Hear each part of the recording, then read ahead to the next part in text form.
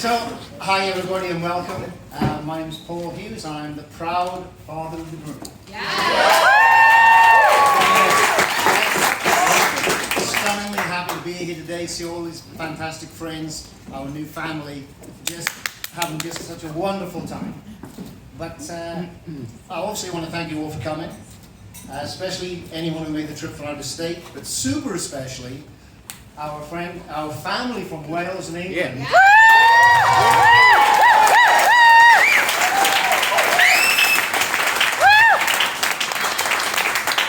We battled the COVID restrictions to be here. Thank you.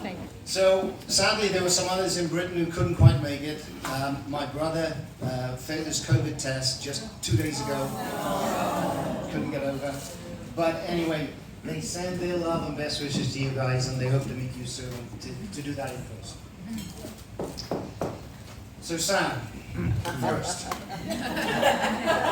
I've got to be honest, you have just been the perfect son. Oh, come on.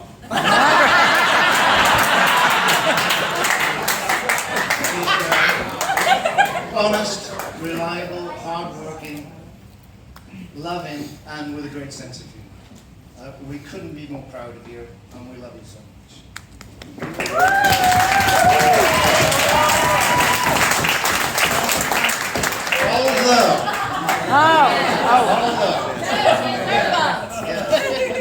In addition to those character traits, Sam is an old soul. A lot of people have said Sam's an old soul.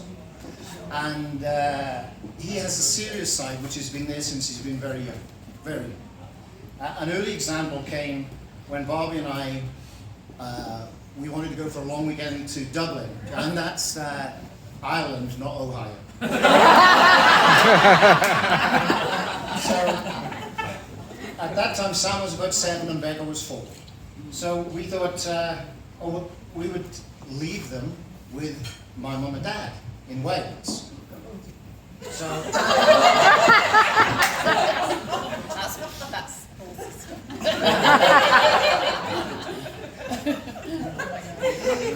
so now it would be a very good time to mention to our new in-laws that Sam is only half English. You probably think he's English, he's only half English. The other half is Welsh, and that's If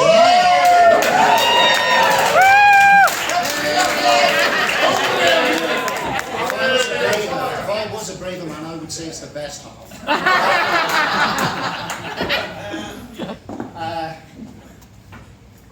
I mentioned this at Becca's wedding actually, but I think it bears repeating. For those of you who don't know the difference between England and Wales, a good way to remember is that England is more Queen Elizabeth and Harry Potter, and Wales is more Jon Snow and Game of Thrones.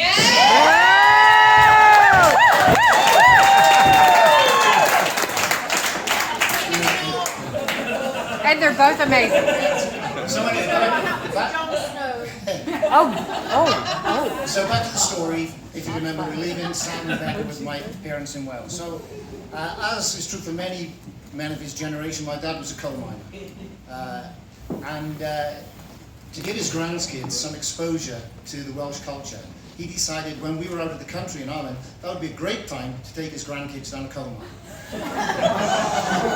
Oh my. So there was a coal mine which had been converted to a working museum quite close to the house, a few miles away. And they duly arrived and prepared to descend the 300 feet down the mine shaft. So a coal mine it's not a regular elevator, they call it a cage. It's open-sided, maybe with like a chain link fence on it. It's dark, it's noisy, you can see all the workings, all the wires and the cogs, and it's frankly pretty damn terrifying. So Sam at age 7 walked up to the edge, looked down and looked at my dad and said, "Have you got my parents' permission to take us down?"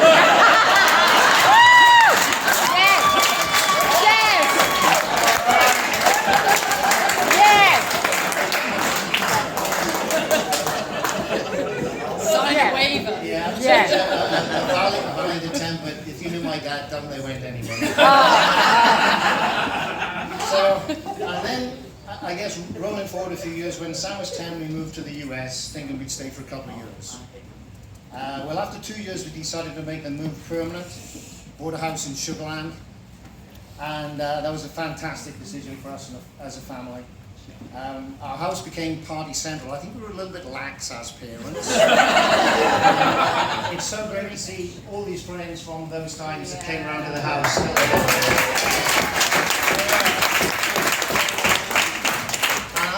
I feel like to tell another serious story about Sam, it's serious side. So the summer before he started university, I thought, well, we both thought, let's have a family vacation, because this would probably be the last time we'd ever go away with the kids. They'd be going their separate ways, you know, and so we booked to go to Jamaica.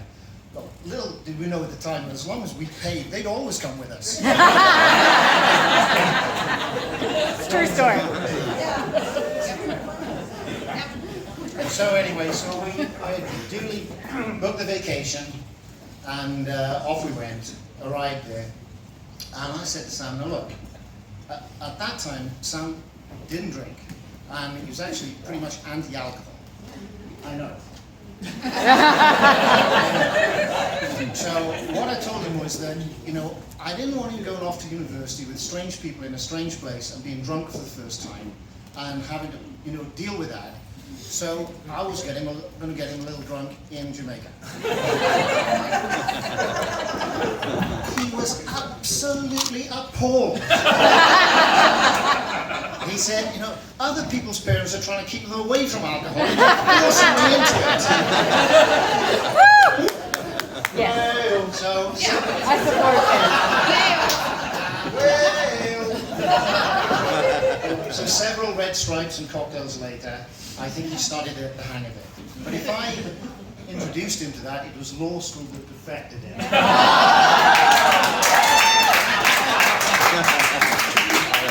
So after university, again a few years on, I was lucky enough to spend several years working at the same company as Sam. It was a very proud time for me, as all my colleagues kept telling me what a great guy he was. And I was very, very proud. But luckily, Sam was also very serious about finding the right woman.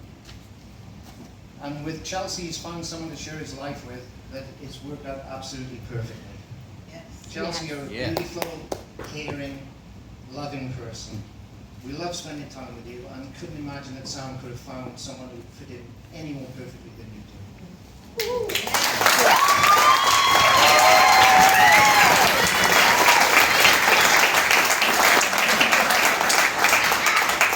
So we knew we would take a special girl to tug Sam's heartstrings, and you only have to see them together, just in everyday going about their business, to know that it's absolutely right and perfect. And with the relationship having its baptism of fire during COVID, we know they can now do anything. Yes. So the trip to Europe planned for later this year for yet another family wedding. Congratulations. And I know that they'll have a great time exploring London and Barcelona and places wild. So now, for us, with both Sam and Becca married, our parental duties are done.